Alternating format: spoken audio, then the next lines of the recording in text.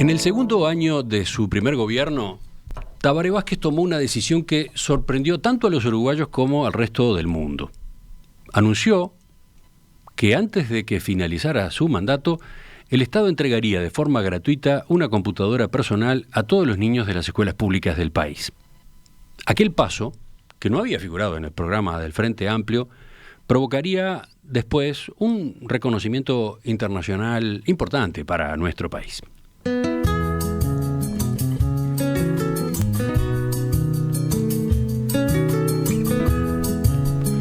En abril de 2007, Vázquez firmó el decreto que creaba oficialmente el Plan Ceibal, inspirado en el proyecto One Laptop Per Child, que había lanzado apenas un año antes en el foro de Davos, Suiza, Nicolás Negroponte, catedrático y experto en informática estadounidense. Un mes después, el 10 de mayo de 2007, el propio Vázquez entregaba las primeras ceibalitas a niños de la escuela número 24 de Villa Cardal, en el departamento de Florida.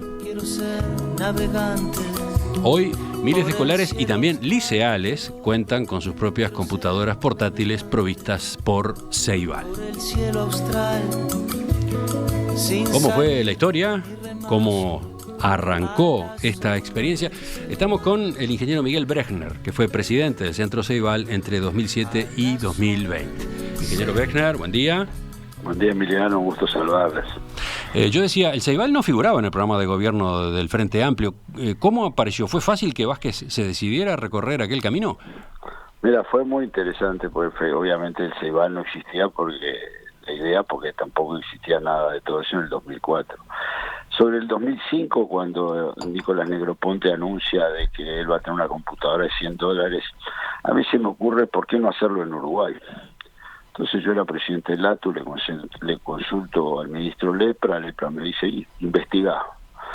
Y me puse a investigar y prácticamente todo el 2006 peleé para que alguien atendiera un teléfono y hablara con Uruguay, porque Uruguay no cuenta en el mapa para mucha gente porque somos pocos y estaban todos interesados en el proyecto. Usted alude al ministro Lepra, el ministro Jorge Lepra, de la cartera de Industria, Energía y Minería, ¿no? Exactamente.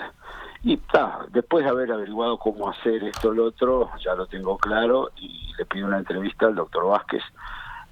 Yo al doctor Vázquez lo conocía de la época de la Comisión Pro Referéndum, y la secretaria Nancy me dice, Miguel, tenés 15 minutos. Dije, usted no integraba el gobierno para nada. No, yo era presidente del ATU. Perdón, pero no estaba en estas tareas específicas. Ahí está. No, para nada. Eso yo las miré desde óptica LATU a ver qué se podía hacer. Digamos, estaba involucrado siempre con tecnología. Y Nancy, la secretaria de Tabaré, me dice, Miguel, tenés 15 minutos.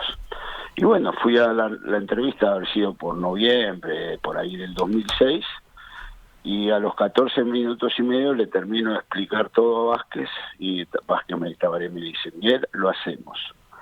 Dice, dale para adelante. O sea, tuvo una habilidad, pero una capacidad de entenderlo que a mí siempre me ha dejado perplejo. O sea, porque no fue, déjame estudiar, que lo voy a ver, que esto, que el otro, no. Enseguida dijo, sí, vamos a hacerlo. Y a partir de ahí fijamos una reunión ya para ir más a algunos de los detalles, donde él siempre se preocupó del detalle, de la equidad, de que no dejáramos a los más difíciles sin hacer, porque obviamente hacer todo esto tenía etapas fáciles y etapas difíciles, regiones fáciles, regiones más difíciles.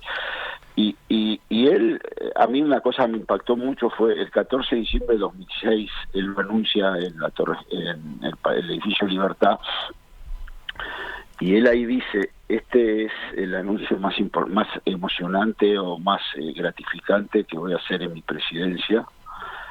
Y él la tiene tan clara que él dice, cuando yo era niño, nosotros jugábamos en la calle. Mi mamá nos planchaba la ropa, nos cuidaba que fuéramos limpios a jugar, hace todo un detalle de eso. Dice, pero si pasaba un auto por ahí, sabía que cualquiera de esos niños podía ser intendente, médico, presidente. Dice, tenemos que lograr lo mismo hoy en día, que cuando veamos niños jugando en la calle, pensemos que ellos también puedan ser intendentes, presidentes. Y ahí creo que él la tenía, o sea, estamos hablando diciembre del 2006, Emiliano, no había el 95% de las cosas que hay hoy de redes, de Facebook, de Twitter, de Instagram, de YouTube, no existía o era apenas incipiente, o sea, había que tener mucho coraje para tomar ese riesgo, que es una de las cosas que yo siempre le reconocí al doctor Vázquez, que fue su capacidad de tomar riesgos y jugarse por lo que él creía, ¿no? El plan incluía una segunda audacia. No se lo implementaba desde el Consejo de Educación Primaria, ni tampoco desde el CODICEN. Bueno, Ni siquiera en el Ministerio de Educación y Cultura. Se lo organizaba desde Presidencia de la República. Bueno. ¿Cómo se tomó esa decisión? ¿Con qué argumento?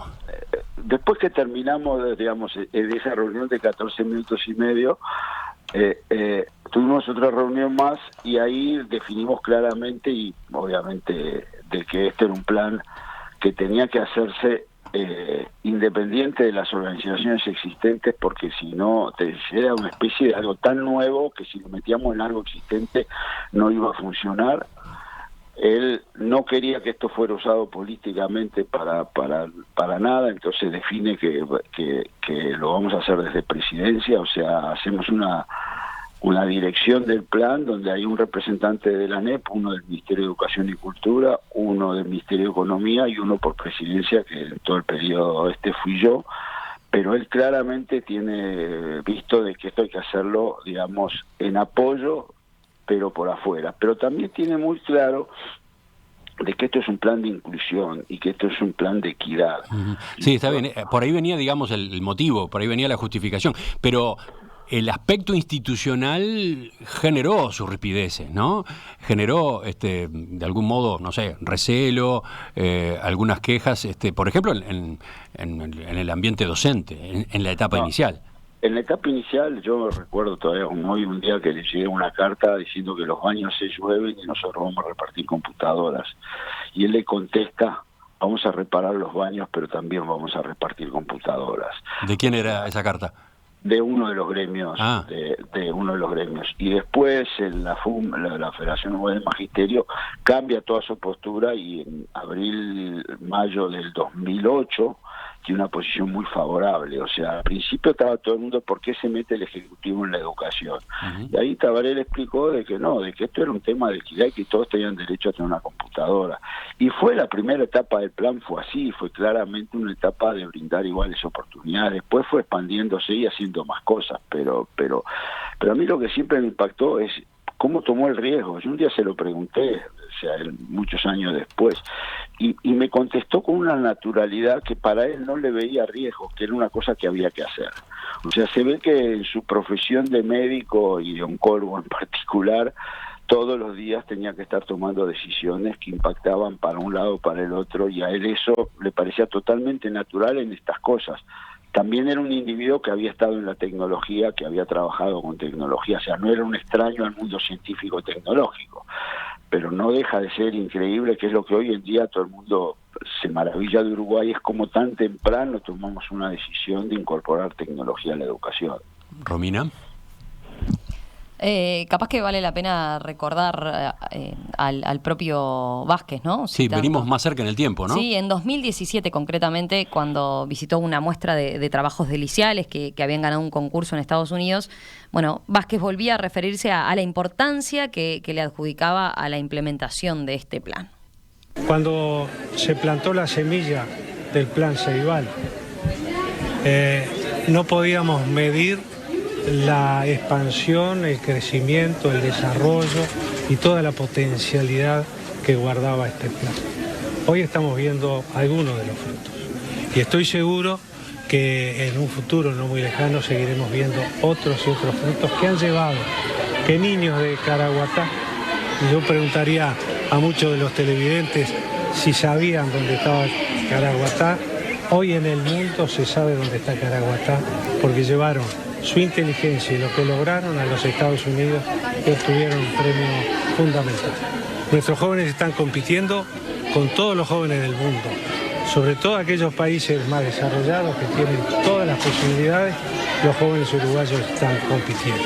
Y podemos decir con satisfacción que a partir de los 6 años en el Uruguay, todos los niños de las escuelas públicas comienzan a aprender y saben cuando salen de la escuela manejar una computadora, que están aprendiendo idiomas, inglés, van a aprender francés, van a aprender chino, desarrollan plataformas de trabajo de programación. Esto es maravilloso, esto es maravilloso. Esa descripción que hacía el doctor Vázquez, ingeniero Brechner, da la pauta de que el plan Ceibal evolucionó, fue bastante más allá de lo que había sido previsto inicialmente. Absolutamente, me pone la piel de gallina escucharlo, pero él todo el tiempo siempre estuvo, o sea, Tabaré tenía una particularidad de que él sabía qué estaba pasando, él quería estar informado qué estaba pasando, pero él dejaba trabajar. O sea, todo el avance del plan, de las incorporaciones que se hicieron más de plataformas tecnológicas, de plataformas educativas, de robótica, él estaba al tanto de todo eso y era un gran impulsor, pero tenía la capacidad de dejar que creciera y que todo se expandiera. O sea, una cosa, o sea, una visión muy clara de la importancia. Por eso digo, hay que entender que todo esto él lo decide en el 2006, no lo decide en el 2015, o sea, donde todo, o sea, ustedes no sé si recuerdan el anuncio, más de uno dijo esto es puro humo, y tal, claro, ni él ni nadie tenía claro cómo iba a cambiar el mundo del 2006 al 2020, pero él estaba arriba y en algunas instancias él hacía comentarios sobre cosas que creía que había que mejorar o que había que corregir, o de repente le entusiasmaba mucho y le gustaba compartirlas con otras personas. O sea, él cuando visitó al Papa le llevó de regalo un libro de la historia de Ceibal. O sea, como implicaba para él también lo que estábamos logrando, ¿no? Dos preguntas más antes de terminar. La primera, Romina. Sí, quería preguntarle, Brechner, por lo que fue la otra pata, o de alguna manera la continuidad, pero para otro público, que tiene que ver con el plan Ibirapitá, ¿no? Que eso fue uno de los anuncios en su segundo mandato ya. Justamente, otra derivación, otra no derivación prevista, ¿no? del Claro, Ceibal, ¿no? pero eso es interesante. Así como yo le traje la idea de las computadoras para los niños, en la mitad del segundo periodo del frente, cuando él estaba afuera, digamos, ya que estábamos conversando, me dice: Miguel, ¿y si le damos tabletas o computadoras a los jubilados para que ellos también se puedan incorporar a la tecnología? O sea, fue él el que estaba allá a esa altura, no fue que vino alguien y le dijo ¿por qué no hacemos esto? Él fue el impulsor de la idea, obviamente después cayó en Ceibal la ejecución, pero fue él estaba muy preocupado de que los adultos mayores también pudieran estar incorporados, porque no se olviden que él estaba con el gobierno electrónico, con todas esas cosas, él sabía qué estaba pasando, qué había que hacer. Entonces él entendía de que no podíamos dejar afuera a los jubilados, y él me lo dijo un día, y bueno, y después cuando obviamente el 2014 se empezó a armar las cosas para realizar en el segundo mandato, ese tema estaba sobre la mesa, ¿no? En general, el plan Ceibal, llamado así en su sentido más amplio, con todas estas vertientes que fue adquiriendo, recogió elogios de todo el espectro político, ¿no? Pero bueno, lo cierto es que creció, se afianzó y continuó desarrollándose durante los 3 periodos del Frente Amplio. Mi pregunta es, ingeniero Brechner, ¿es sin duda una política de Estado? Ahora que cambió el gobierno, ahora que gobierna la anterior oposición, ¿cuál es la evaluación? Mire, yo creo que hace muchos años el plan Ceibal dejó de ser una política partidaria para transformarse en una política de Estado. Si usted recuerda, en la campaña electoral donde salió el presidente Mujica, también estaba la campaña del plan Ceibal de los dos partidos, o sea, del Frente Amplio y el Partido Blanco. Hoy en día las autoridades Ceibal están haciendo un trabajo importantísimo, porque en esta pandemia el plan Ceibal logró realizar lo que en América Latina no pudo nadie, que la gente siguiera conectada. Con las dificultades que puede tener esta pandemia, Uruguay es de lejos el país que mejor la pasó. El plan Ceibal, por lo que yo veo, sigue actuando en donde tiene que actuar y ha sido valorado, digamos, aún por las autoridades. Tengo un testimonio acá, Florencia, un oyente, dice: trabajo en el plan Ceibal desde este año. Realmente todo lo que se desarrolla hoy en día con los estudiantes de todo el país es impresionante. Me da la impresión de que la inclusión digital es real. O sea, el ministro Pablo da Silveira en muchas ocasiones, cuando estaba en la oposición, también habló a favor del plan Ceibal, y las actuales autoridades están haciendo, uno podrá comentar qué es lo que hay que hacer, no, pero que el plan Ceibal se vio con 750.000 personas conectadas en las plataformas en la mitad de la pandemia, es un dato absolutamente firme, y yo creo que parte de la satisfacción, sin lugar a duda, que tenía Vázquez era ver que eso había quedado para siempre. Ingeniero Miguel Brechner, exdirector del LATU, expresidente del Plan Ceibal entre 2007 y 2020. Le agradecemos también su participación esta mañana en Perspectiva. No, por favor, muchas gracias a ustedes.